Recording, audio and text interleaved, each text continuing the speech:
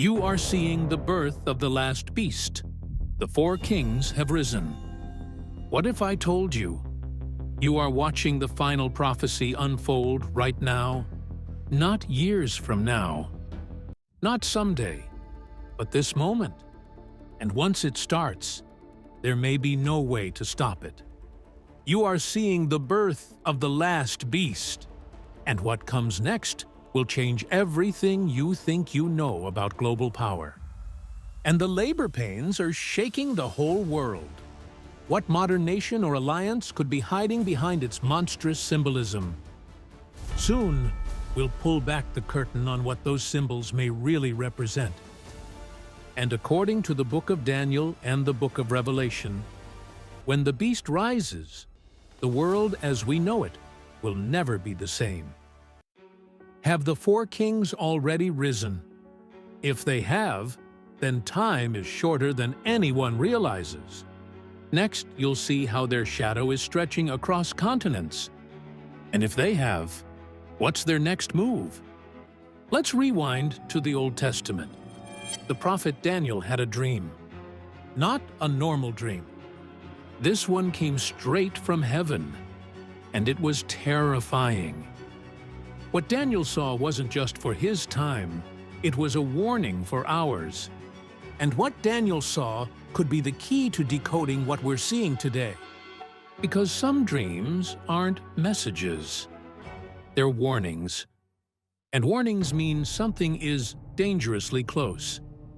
In Daniel 7 verse 3, he says, "And four great beasts came up from the sea, diverse one from another. Each beast represented a kingdom." If these beasts are rising again, we're not looking at prophecy. We're watching history repeat itself. And you're about to find out how close we are to the final one rising. This final beast could already be awakening, and few are noticing. Have three of those kingdoms already risen quietly before our eyes? If you're not watching closely, you'll miss the signs and lose your chance to respond. But the last one, the fourth, it would be like nothing the world had ever seen. Because it doesn't conquer with war, it conquers with deception. Coming up, we'll reveal the hidden face of that deception. What separates this beast from all the others in history? Daniel 7 verse 7 says, "It was dreadful and terrible, and strong exceedingly, and it had 10 horns." That's not a future horror, that's a current warning. What's rising now may already match that description more than we realize. Could this be the foundation of a global empire forming right now? This beast is the one that leads to the Antichrist. And when the Antichrist rises, the countdown hits 0. What political system or global agenda is paving the way for his throne? What if this prophecy is unfolding live, and no one is connecting the dots? What you see next will make fiction look like a documentary. Let's look at what Daniel saw. The first beast was like a lion with eagle's wings. The second was like a bear. The third was a leopard with 4 wings. The fourth was too monstrous to describe. It had iron teeth, 10 horns, and crushed everything in its path. And whatever it doesn't crush, it will control. And what it controls, it never lets go. What modern powers reflect these beastly traits today? Daniel 7 verse 17 tells us plainly, "These great beasts are 4 kings, which shall arise out of the earth." 4 kings, 4 empires, and then the final beast. What comes after the 4th king will bring prophecy to its climax. And after that, only judgment. No more warnings, no more time. Could we be just one breath away from seeing the final king take control? And once he rises, the window for escape may slam shut. You'll want to hear what comes next, because after this, there's no turning back. This isn't entertainment.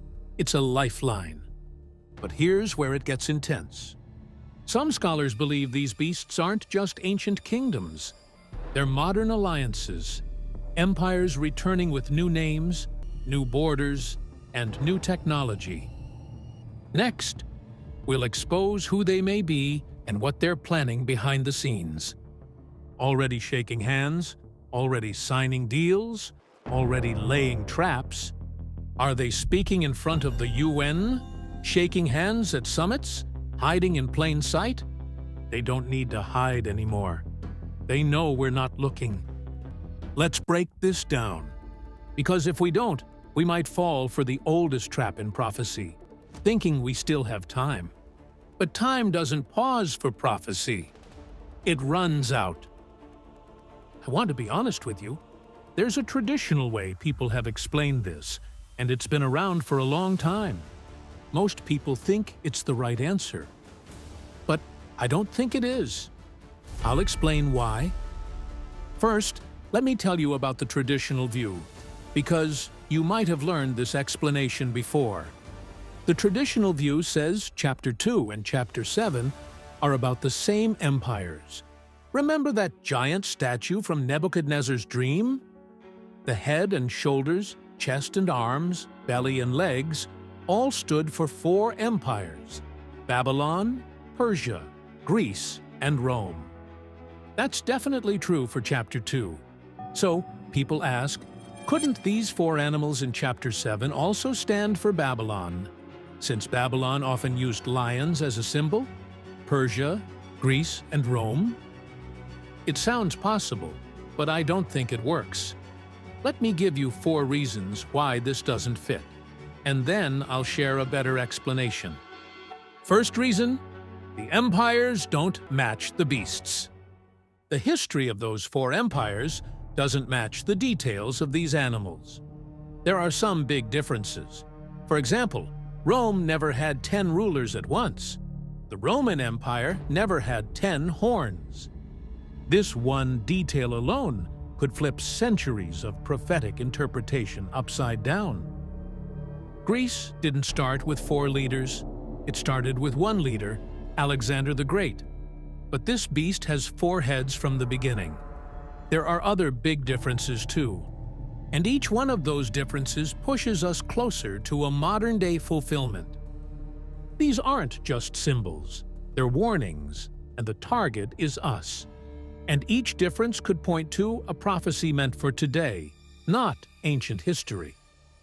The biggest one is that these empires didn't rise during a time of worldwide chaos. But chaos is exactly what we're seeing now. And that might not be a coincidence. So what empire is rising now, during a time of chaos that matches Daniel's vision? Could the final beast already be assembling while the world calls it progress? What we decode next could reveal how Satan is building his kingdom in plain sight. Second reason, Persia and Greece are already named elsewhere. The second big reason is this. Persia and Greece are named in Chapter 8. Persia is described like a ram, and Greece is described like a goat. Now, if God is calling them something else here, it would seem confusing. Unless this was never about history, it was about the end of history. This could be the moment the veil is lifted and the truth stands revealed. Third reason, the beasts are future, not past. The third reason is even stronger. Daniel is told in the dream that all 4 of these beasts will show up in the future. But when Daniel had this dream, Babylon was already on its way out. Could Daniel have seen a timeline meant only for the final generation, ours? And if that's true, we may be standing at the final hour of the final chapter. What happens next might prove we're living in the final phase. And what if that timeline is almost complete? The clock isn't just ticking. It might already be on its last seconds. Fourth reason, the first 3 beasts survive. The final argument for me is in verse 12. It says that the first 3 beasts, even though they lose their power to rule the world, will still exist after the fourth beast is completely wiped out. That is what the Bible clearly says. What kingdoms today match that strange prophetic pattern? Ruled, then preserved. We'll explore 3 world powers that already fit this profile perfectly. So, the lion, the bear, and the panther represent kingdoms that will still be around, even when the fourth kingdom is gone. Could they already be in place? Now, if that's true, you can't make Babylon, Persia, Greece, and Rome fit these 4 beasts. Because these beasts aren't relics of the past, they're blueprints for the future. This prophecy might not be about what already happened, but about what's next. And what happens next may be irreversible. Now, let's figure out who these beasts are. I'll start with the fourth beast because it's the easiest to identify. It's the clearest one, and it has the most clues. It's also the most important beast of the 4. And the most dangerous ones often appear last, when no one expects them. In fact, the Bible gives us 21 verses about this beast, but only 3 about the other 3. That imbalance might be God's final megaphone before the chaos breaks loose. This tells us that the main point of the whole dream is about this fourth beast. It's the biggest thing in the whole vision. Because once this beast rises, nothing will ever be the same again. Why does God give so much attention to one beast unless it's the most dangerous of all? Here's where the book of Revelation helps us. It talks about the last world kingdom in human history as a beast with 10 kings. And those kings may already be shaking hands behind closed doors. Are those 10 kings already seated, waiting to seize power in one prophetic moment? Up next, we'll trace modern coalitions that might be fulfilling this 10-king prophecy. The last kingdom ever to rule the world will have 10 kings, just like in Daniel's dream.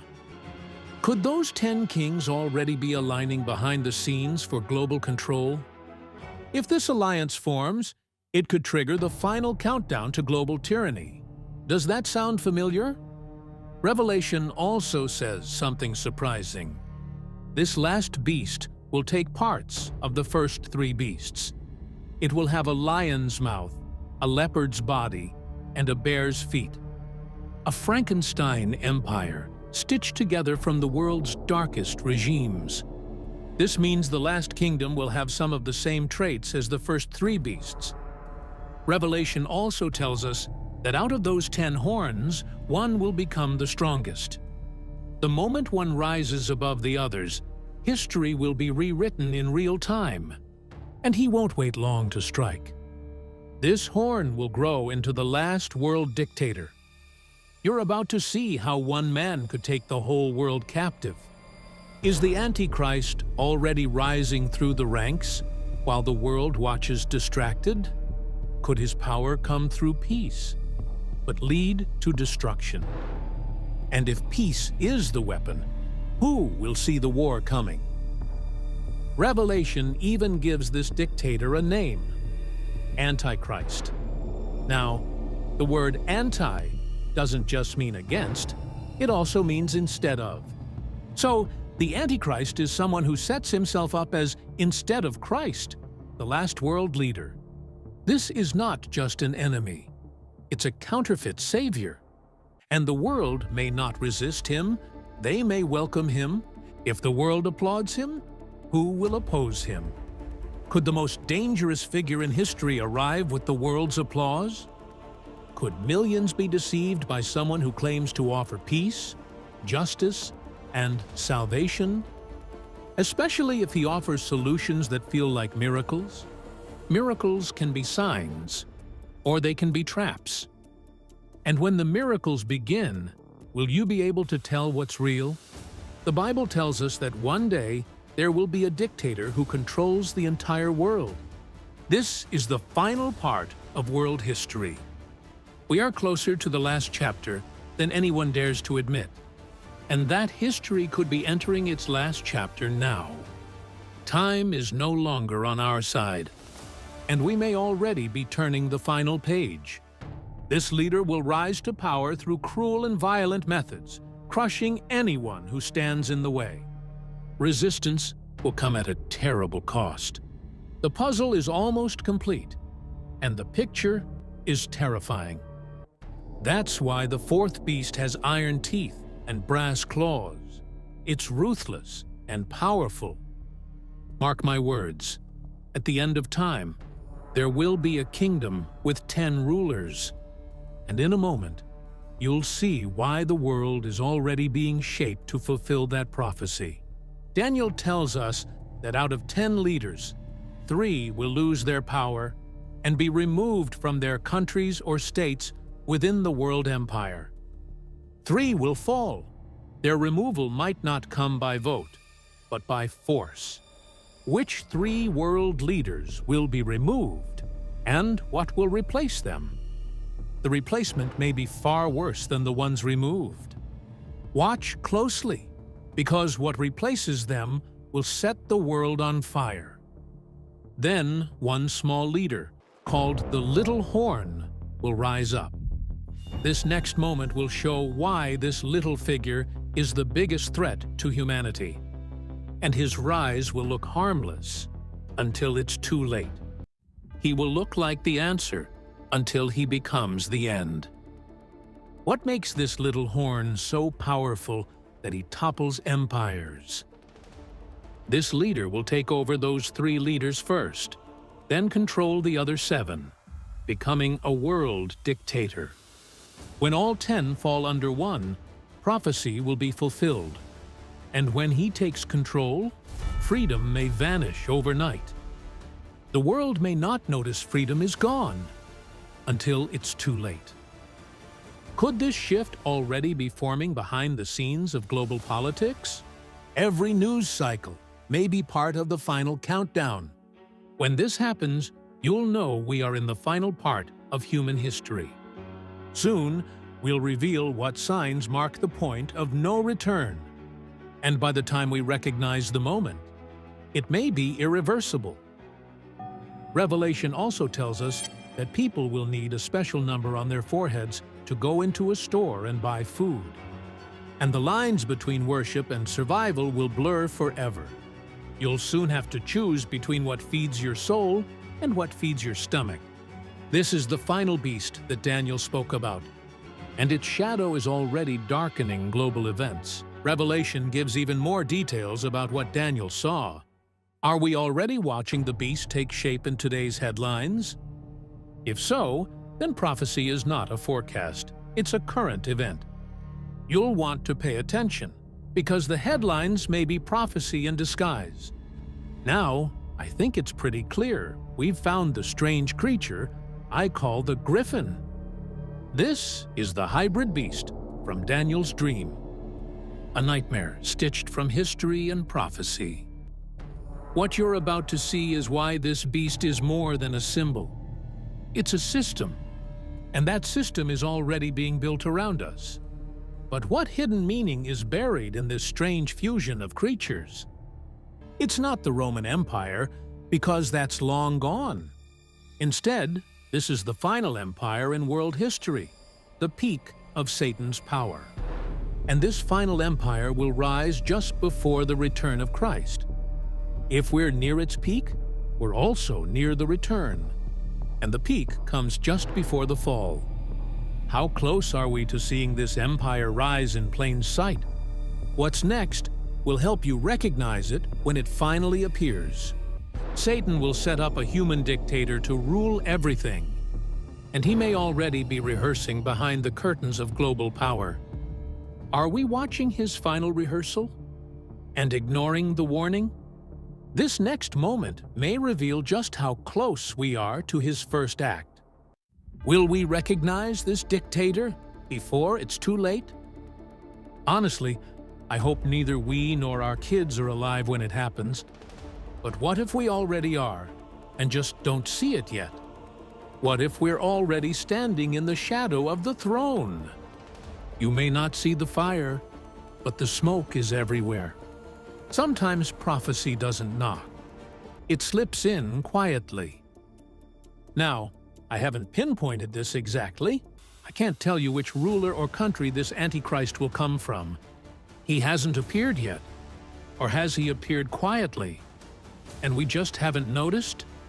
Sometimes evil doesn't march. It whispers. We're about to see how silence can hide the most dangerous threat. The most dangerous leaders are the ones that charm before they crush. But people often like to guess, pointing to world leaders and saying, "This is him." The Apostle John even said, "There are many antichrists already in the world, but the big one hasn't come yet." So, what will make the final Antichrist different from all the rest? You'll know it's him, not because he's loud, but because the world obeys. Stay tuned, because this last piece completes the prophetic picture. There are plenty of people who want to act like Christ, who want to be saviors to their people. Now, what about the other three beasts? These are three world powers that will rise before the final empire. And one of them may already be growling behind the curtain of global politics. We are not waiting for the roar. The ground is already shaking. And their roar may already be echoing across nations. What nations are already shifting into position right now?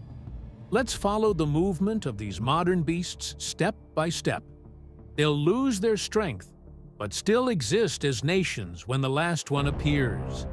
And they'll survive even after it's gone. We may see their fall, but not understand its meaning until it's too late. You might witness it and not even know what you're seeing. Prophecy doesn't always shout. It often whispers through world events. Do we have any clues about who they are? There's one biblical principle to follow. The nations and empires mentioned in the Bible all had some connection to God's holy land. And this next clue may help unlock the most likely candidates. So which nations today have ties strong enough to fit biblical prophecy? That's why, for example, China isn't mentioned. It hasn't had any dealings with the Holy Land.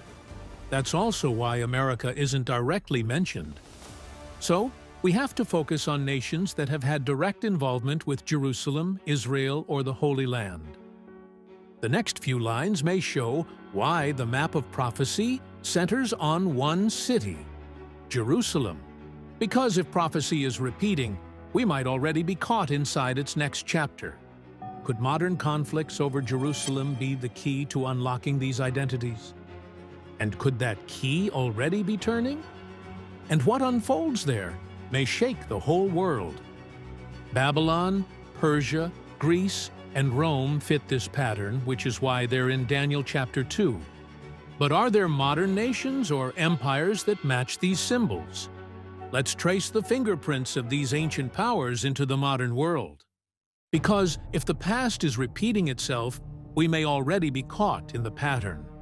And if so, what happens when all four rise at once? Could the final collision be closer than anyone expects? What I'm going to share now is my personal opinion. You could call it speculation, but I feel it's worth saying, but it fits the pattern too well to ignore. And if the pattern holds, the time to prepare is running out. What empire could be symbolized by a lion that had dealings with Jerusalem? I think it's the British Empire. From 1917, when General Allenby walked into Jerusalem, to 1948, when Britain left, we were responsible for God's holy city. Could this era of British involvement have unlocked the next phase of prophecy? And what if that phase is almost complete? And that responsibility may have carried consequences we're only beginning to see. Was this a prophetic moment hidden in plain sight for over a century? Could we be living in the aftermath of a prophecy no one saw coming? Whether we wanted to or not, we got pulled into the Middle East, and that pull may have connected us to something much bigger than politics, something spiritual, something irreversible. Yes, we made conflicting promises to the Arabs and Jews, which is why neither group trusts us now. But still, we were involved, and I believe that made us part of God's plan in history. And now we ask, what was the cost of that involvement? Because that cost may be coming due. But did our failures plant the seeds of a future collapse? Could our political failures have served a divine purpose after all? And could that purpose still be unfolding today? The clock hasn't stopped ticking, and we might be in the final minutes. So, where do the eagle's wings fit in? The lion is the king of the beasts, and the eagle is the king of the birds. In this vision, the eagle's wings might represent America. But what if the wings have started to burn? Has America's rise been foretold in symbols we've overlooked for generations? If so, we're not just watching history, we're watching prophecy. What comes next may reveal the most ignored prophecy in the Western world. Time and again, America's strength and power have come to our rescue. But every empire rises before it breaks. And this break may come faster than we expect. And when it breaks, it may be too late to look back. The English-speaking Western world has been tied together. But here's the interesting part of the vision. The wings and the lion get separated and start acting on their own. The lion is left without the wings. Has the West already begun its prophetic divorce? And what does it mean for our future? What will happen when our allies turn into strangers? This might be the first tremor before a global earthquake. The British lion, which once ruled a vast empire, has been cut down to the size of a single nation. We're no longer a world power, and we need to accept it. But what if our fall was predicted long before our rise? That prophecy may be fulfilled in our lifetime. We're just an ordinary nation now, treated like everyone else. That's why some call us the toothless lion. We're no longer a power to be feared. And the question becomes, what comes next in the vacuum? Because nature and prophecy abhor a vacuum. Is this prophetic proof that the West's age of dominance has officially ended? And if the West falls, who fills the vacuum? Could this be what the vision is showing us? Do you think we've figured out the first beast? If so, let's move on to the second one and ask, what empire could be symbolized by a bear? Is the bear already clawing at the gates of prophecy? And when it breaks through, what will it leave behind? Will we survive the bear's arrival, or only witness its damage? What nation is getting more involved in the Middle East and starting to affect God's people there? To me, the answer is as clear as day. It's Russia. The bear is a clumsy animal, not very smart, but it's fierce and attacks with sheer weight and strength.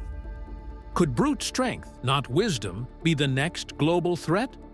A threat that crushes before it even speaks. And this silence may be more deadly than open war.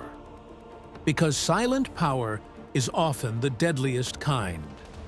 One of the most interesting things in the Hebrew text is that the bear is described as raised up on one side, stretching one paw in one direction, but seeming afraid to stretch out the other. To me, this fits perfectly with the Russian bear reaching its claws into Europe, while not daring to make a move against China. Will this fear of conflict with China trigger a different kind of war? One where shadows move before armies do. Because in the shadows, prophecy often finds its sharpest edge. Here's how we could know. If what I've said about the lion and the bear is true, then the next thing to happen would be the rise of a new empire, symbolized by a panther with 4 rulers. Are 4 leaders already forming an alliance that we haven't noticed yet? And if they are, the world may already be under their control. Could the age of global dictatorship begin with 4 names we already know? And if we haven't noticed it, Maybe we're already under it. Right now, I don't see any empire that matches the panther with 4 rulers. But if, in the next few years, a world power led by 4 leaders emerges, holding the world hostage, then we'd have strong evidence that these interpretations are correct. And when that happens, we may not have time to ask questions. Because when prophecy moves fast, hesitation is fatal. What will the world look like when 4 rulers begin to act as one? Will resistance even be possible in a world ruled by 4 minds and 1 will? This may be the final form of unity, before the final fall. And if that fall is near, the time to act is now. So, I say, keep an eye on the Arab world. The Hebrew text suggests this beast will have the power to hold the rest of the world hostage. The Arabs are already showing signs this might happen. And what comes next may rise from the very soil of prophecy. Watch the Middle East carefully. Because while we argue over politics, prophecy is preparing a throne. And when it appears, there will be no going back. Now, there's something else about this 3rd beast that I don't yet see anywhere in the world. Do you remember the 4 winds mentioned at the start? It says the winds, north, south, east, and west, stirred up the sea. And every wind brings with it a different kind of judgment. Each direction is a warning. If the lion represents the British Empire, which came from the west, and the bear represents Russia, which came from the north, then the next powers must come from the south or east of the Holy Land. So I'm looking for something to rise from the south or east, taking over and holding the rest of the world at bay. And when it rises, everything we know may fall. Are we watching the next beast take shape without realizing it? This is just my opinion, but I think it makes more sense than trying to fit Babylon, Persia, Greece, and Rome into a pattern that doesn't seem to work. But if I'm right, then prophecy is repeating in real time. If that's true, we may have less time than anyone thinks. Here's what I can say with certainty. These are the last 4 world powers that will directly affect the Middle East. And once the 4th rises, the final chapter begins.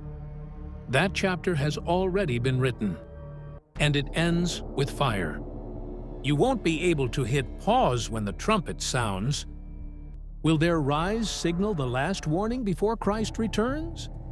When these things happen, we'll know exactly where we are in history.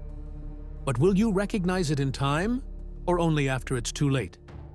But by then, will we still have time to respond? God's Word has everything we need to understand the times we're living in. But knowledge won't matter if we delay obedience. But will we believe it before it's too late? So, I'm watching and waiting. If things happen just as the Bible describes, then we'll know we are nearing the climax of history, the moment God has been preparing for. And if we wait too long to act, we'll be swept away in the flood. And the deeper we go, the more certain it becomes that we're nearing that moment. Don't confuse silence for safety.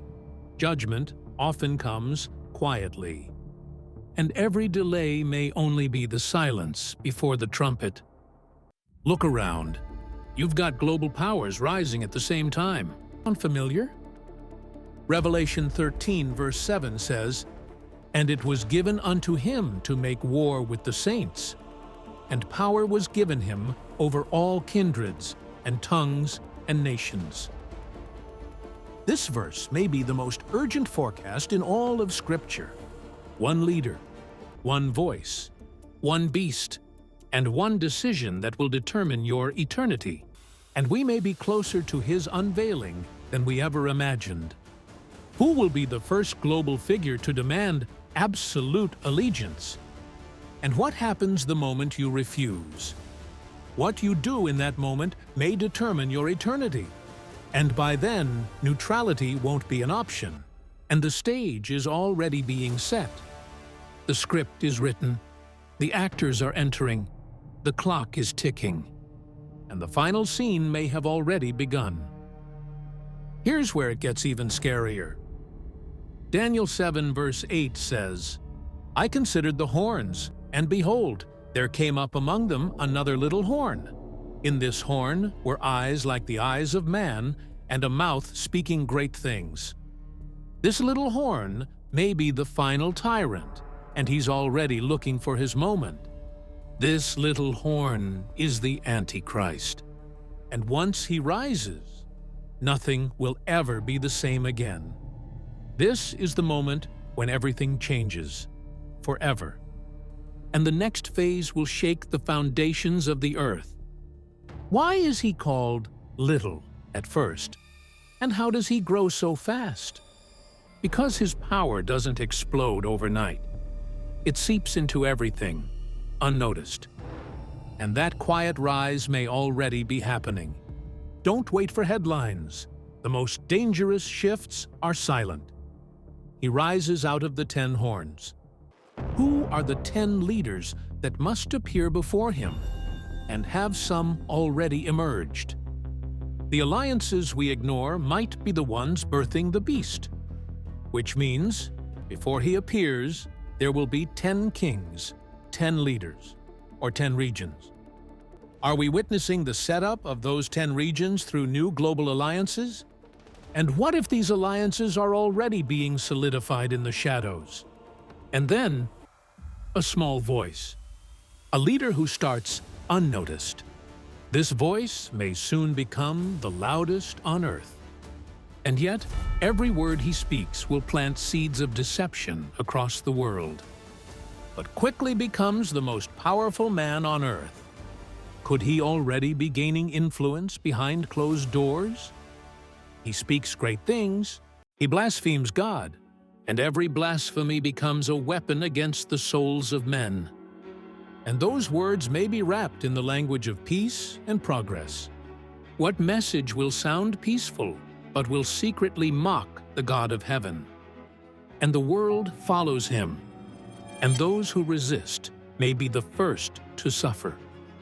And soon, resistance won't just be punished, it'll be outlawed. Soon, truth will become treason. We are approaching a time when even honesty could cost you everything. What kind of deception could make even the elect follow this man? Sound like anyone rising in the news today? Watch closely. The deception won't look evil. It will look divine. And what if it's not just one man, but a spirit sweeping through global leadership? A spirit that's already behind the podiums. What leader are we all watching without realizing the danger? Don't assume it's obvious. The devil never shows up with horns. He shows up with influence, charm, and solutions that sound like salvation. A war not just of weapons, but of worship, loyalty, and truth. This won't just change nations. It will divide families, churches, and hearts. This is not just a political war. It's a war for souls. And you may have to choose your side sooner than you think. Now let's talk about what happens next. Daniel 7 verse 21 says, "I beheld, and the same horn made war with the saints, and prevailed against them." These are the darkest days the church will ever face. A time when believing the truth might cost you your life. That means this final beast attacks believers. And for a while, it will seem like evil is invincible. Many will ask, where is God? Not knowing he's already preparing the final move. But even when it looks like the light is gone, God is still moving. But only those who endure will see the end of the storm. How will faith survive when truth becomes illegal? Not just physically, but spiritually. The battle will move from pulpits to minds, and your thoughts may become the battlefield. And the greatest war may be invisible to the naked eye. Laws will change. Preaching will be outlawed. Your favorite Bible app? Gone. Your sermons? Banned. The Bible may be treated as contraband in the world's most powerful cities. Soon, Scripture itself will become an act of resistance. What will pastors do when their sermons are classified as hate speech? Worship will be criminal, and every prayer may become an act of rebellion. Prayer will no longer be safe. It'll be seen as a weapon. And those who kneel in prayer may be labeled enemies of the state. How will churches respond when gathering becomes a felony? Some may fold quietly. Others may go underground, but not all will survive. And the silence that follows will test your faith like never before. And in the silence, many will wonder, where is God now? And some of the strongest followers of Christ will fall. Yes, even leaders, mentors, and bold believers will break. What kind of betrayal and pressure will cause even the faithful to collapse? And how many will fall silently, without anyone even noticing? But hidden in that silence is a refining fire. It will look like the church is losing, like evil has won, like darkness has taken over. But God hides victory in what looks like defeat. But what we see is not what heaven sees. And in that darkness, many hearts will grow cold. The greatest threat won't be from outside, but from within. But what's God doing behind the scenes that no one sees coming? Right when it seems over, God begins his final move. The final trumpet may sound when we least expect it. A divine reversal may already be in motion, even as things spiral. But that's not the end of the story. Daniel 7, verse 22, brings hope. Until the Ancient of Days came, and judgment was given to the saints of the Most High, and the time came that the saints possessed the kingdom. This verse is the breaking point, where darkness begins to tremble. The Ancient of Days is God himself. He watches the beast. He lets the kings rise. But then he acts. And when God acts, no army, no law, no empire can stop him. And when he rises, no power on earth or in hell can resist him. And when he moves, no force in hell can stop him. What will trigger the final move of God that ends the beast's reign forever? He brings judgment. He gives the kingdom to his people. And those who endured will be crowned in glory. Will you be standing on that day or bowing to the beast? And every crown of darkness will be ripped from the heads of tyrants. Who are these saints? And will you be one of them? That question isn't just about the future. It's about what you do now. Your answer to that question may be the most important of your life. And the beast is destroyed. The four kings? Gone. The Antichrist? Cast into the fire. And the sound of his fall will echo through every nation. That sound will be the last cry of a kingdom built on lies. And the smoke of his fall will be seen from every corner of the earth. What does it look like when evil is judged in full view of the world? And Jesus rules forever. No elections, no protests, just perfect justice and peace. And finally, every knee will bow. How close are we to seeing Christ take his rightful throne? Sooner than we think, and closer than we're ready for. Here's a question that keeps many up at night. Could these four kings rise again together? And could their thrones already be prepared in secret? What if the beast's empire is not a future threat, but a present system in disguise? What if they've already formed their alliance behind closed doors? Is there a moment in the future where these powers unite? And will that unity be celebrated before it becomes cursed? And will that moment come disguised as a solution to a crisis? What secret agreement will make them unstoppable for one final hour? Revelation 17 verse 12 says, "And the 10 horns are 10 kings, which have received no kingdom as yet, but receive power as kings 1 hour with the beast." In other words, they don't rule for long, but in that short hour, they'll cause damage that echoes into eternity. 1 hour that could decide your eternity. They come together for 1 final hour, just long enough to give their power to the Antichrist. And when they give it, the world will never be the same again. Why do they surrender so quickly? And what do they get in return? The answer might explain the dark bargain that drives the final empire. This isn't a story from Revelation. It's a warning for right now. So if we start seeing strange alliances, unexpected treaties, these aren't random headlines. They could be prophecy in motion. This isn't politics. It's the setup for the showdown of the ages. Movements that seem random may actually be prophecies being fulfilled. What should we do when we see enemies shaking hands like friends? That handshake might be the beginning of the beast's dominion. And quick, powerful leaders rising. Could that be the sign that we're living in the final prophetic hour? What you see next may be the countdown to the last hour. Coming up, we'll break down how the final hour may arrive silently, but swiftly. The hour that was spoken of by prophets for thousands of years. This is the moment where faith becomes urgency. Pay attention, because what comes next might be your last chance to prepare. And after that, there may be no second chance. It might be the hour of the beast.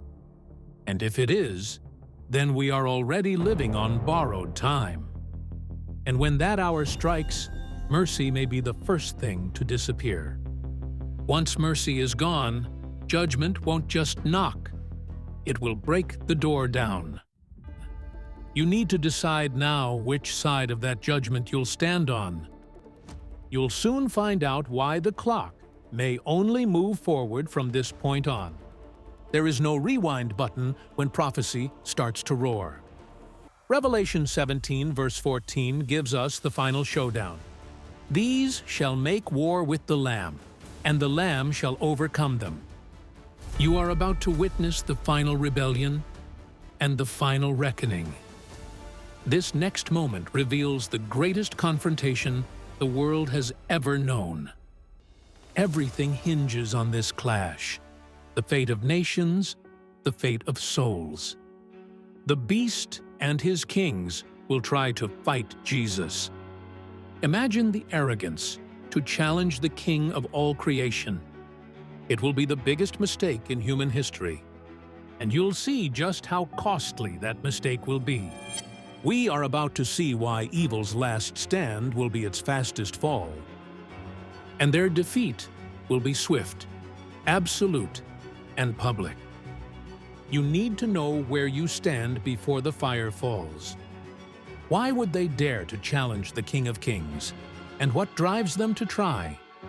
Spiritual blindness will lead kings to their death, and many will follow. The next lines will reveal the madness that blinds the final rulers. This madness isn't far off. It may already be rising in the hearts of leaders today. Because when Jesus comes back, he's not coming in secret. No more whispers. No more signs. Just the roar of a king. He's coming with a sword, with armies of angels, with glory and judgment. And when he arrives, there will be no time left to choose sides. And he won't come to debate. He'll come to reign. You either bow now, or you'll break later. And no empire will be left standing in his path. Every throne, every crown, every kingdom will crumble before him. What will that day look like? And will the world be ready when the sky splits open? When that sky tears, where will you be standing? That sky-splitting moment might be closer than we think. And the beast doesn't stand a chance. His fall is guaranteed, and you're about to see why. So what does this mean for you? Will you recognize the signs before it's too late? Or will you sleep through the final warning? This is the moment to stay awake. This question could define eternity for millions. Your decision right now could echo into forever. Because the trumpet will sound whether you're ready or not. It will not wait for your schedule. It will not delay for your comfort. If the 4 kings are rising, if the beast is being born, if the 10 horns are being prepared, then this isn't theory anymore. This is prophecy unfolding before your eyes. The countdown isn't symbolic, it's spiritual and real. Then you need to be watching, praying, waking up. You don't have forever to hit snooze on God's warning. The final warning isn't coming. It's already been given. This is it, the last call before the door closes. This is not the time to play church. This is not the time to chase the world.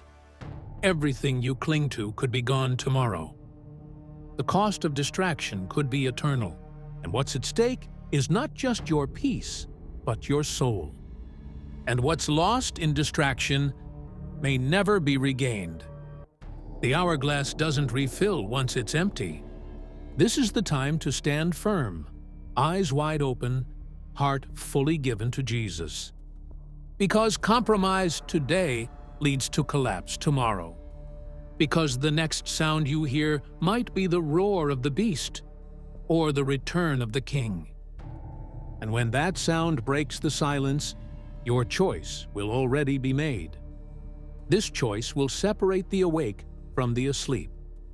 This is the great dividing line, and you're standing on it now. Because if you're asleep now, you might fall when the beast roars, and those who fall may never rise again. What follows next might be your most urgent wake-up call yet. Don't let it be your final one.